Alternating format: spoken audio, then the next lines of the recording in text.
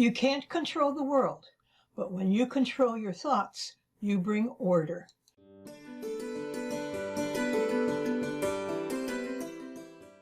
Hi, I'm Linda Watson-Call, and I'm so glad you could join me for this week's episode of Dragonfly Soup. I hope you're enjoying these episodes as much as I enjoy creating them, so please show your support of this program by clicking like right now. And if you think this episode would be of value to anybody else, please feel free to share it. Let's get the message out. My shout out this week goes to Stephanie, Jen, and Riley and David for reaching out to me just to see how I was doing. Thanks, guys. That really meant a lot to me. This week has been one heck of a week, hasn't it? So how are you doing? Feeling stressed, anxious, unsure, angry, frustrated, all of the above? Are you still going to work and wish that you could be working from home? Are you trying to work from home, finding that you can't focus on your work?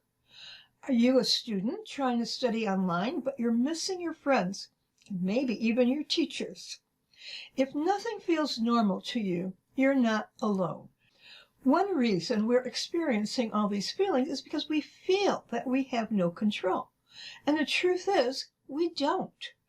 We can't do the things we would normally do because we're going through a pandemic. In an effort to slow down the spread of COVID-19, we are asked, no, we are told we should stay home.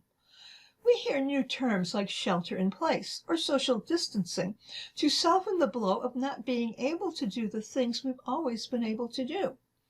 We need to change, and change is never easy. As recent as last week's episode, I spoke about changing gradually. Well, we no longer have that option. So what can we do? Staying healthy, both physically and mentally, is the most important thing that we can do. So today, let's discuss some of the ways that we can do this. One is relax. Right. After the emotions I just read at the beginning of this episode, I'm now saying we need to relax. Yes, we do. Some people find meditation relaxing. It gives us a chance to slow down, clear our minds, and focus on the now.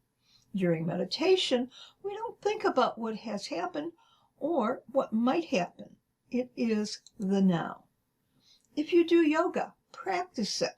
If you don't, I'm seeing a lot more yoga teachers doing online classes. You might want to explore that option. Or take a walk or do some exercise. Shelter in place doesn't mean we have to stay indoors. Take a walk around the block, on a trail, anywhere that gets you to enjoy nature. Sit on the porch or deck, provided that it's warm enough, and start bird watching. Check your garden for spring plants. They should be waking up about now. Read, listen to music, play games, color. There are different ways and different things you can do to relax, so choose the one that's right for you. Stay connected. I know it sounds like an oxymoron when I say shelter in place and stay connected at the same time, but we live in a fantastic time. 20 years ago, we didn't have the internet possibilities that we have today. Being the techie person I am, I gave my daughter a virtual baby shower. The year was 2000. It was great and awful at the same time. We tried to keep the connection up. This was over the phone, not cable or Wi-Fi. We'd watch her lips move, and then the audio would follow. It barely worked, but we had fun doing it. Today, we can FaceTime, do webinars, Facebook Live, chat, message, email, just a number of the things that we can do to stay connected. So read to your grandchild, sing to your friends, shoot a video of some of your activities that you're doing and send it to friends and relatives. We may end up closer to these people once this is all over. Which brings me to the next suggestion. Talk feelings. No, don't blast a public message on Facebook or whatever social media you use on how miserable you are. That will only continue your downward spiral and that of your friends, who will chime in with how more miserable they are than you are. But do talk to someone in person or by phone, and make it a trusted friend. Your parents, siblings, spouse, minister, teacher, someone you really trust that you can talk about how you are feeling. When I took a death and dying course in college, yes, the college I intended really offered this course as a coping with death mechanism, we learned about Elizabeth Kubler-Ross's 5 stages of grief. Guess what? We are grieving. We are grieving the loss of life as we have known it. And I hate to say it, but life will probably not be exactly the same once this is over. This grief is real. So talk about how you feel, how confused or frustrated or helpless with somebody that you know understands you. The one thing to understand is that these feelings will change, sometimes minute by minute, and not in any particular order. You may feel depressed that you can't do something, and then your mind tells you this is a great time to write a book or whatever it is that you've always wanted to do, and now you feel better, you feel elated. I know a woman who had a quilting workshop scheduled. It was supposed to be like a retreat weekend with friends where everybody worked on quilts. She was devastated until she realized they could do a virtual quilting party. Each participant worked on the quilt in their home, and several times a day they'd post their progress with comments about how it's going. You can work something out and make it a positive experience. Now, you need to pace yourself. I'm a type A person. Actually, some people have put several pluses after the A for me. When I get time off, whether it's planned or unplanned, I make a list of everything I want to get done. Unfortunately, it took me a few years to realize that I needed to space out my activities. Take time to rest, eat, and chill. If you don't, you're going to burn out, and then you'll go through a couple of days of being too tired to do anything. So pace yourself. You know your best speed. Don't burn yourself out. And then limit your media. I learned this when I was a teen.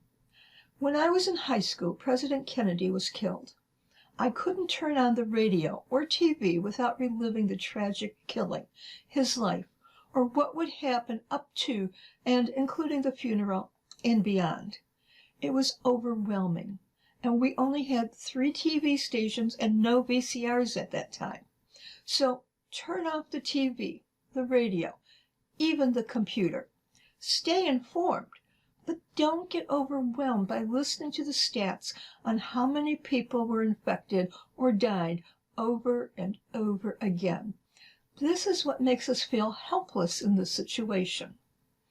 And finally, stay positive. I know, that's a tough one. Remember the gratitude jar we made in episode 6? If you made one but stopped using it, get it out and start using it again. If you don't have a gratitude jar, watch the episode and then make one. Be thankful every day for something. See the good everywhere. So it's raining. Great. The plants need the rain. Meanwhile, I'll read. Oh, it's not raining. Wonderful. I can take a walk today.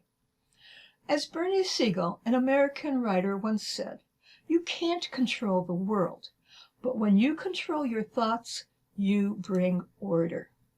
It's how we view our lives right now that determines how we'll react to this situation. So there you have it. These are all the ways we can take control of our life and our thinking at this stressful time. And I'm here for all of you, so let me know either in the comments below or a message how you're coping. Feel free to message me directly through Facebook if you want to reach out and discuss something. Meanwhile, be sure to click like for this week's episode, and while you're at it, share it with your friends. You might also want to check out our gift shop where you can purchase items like Dragonfly Soup t-shirts, hoodies, and other gifts. The link is below. or you can show support for this program by clicking the support link below. Any contribution to continue the series would be greatly appreciated.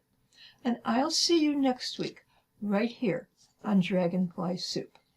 Here's to our transformation and our best year ever.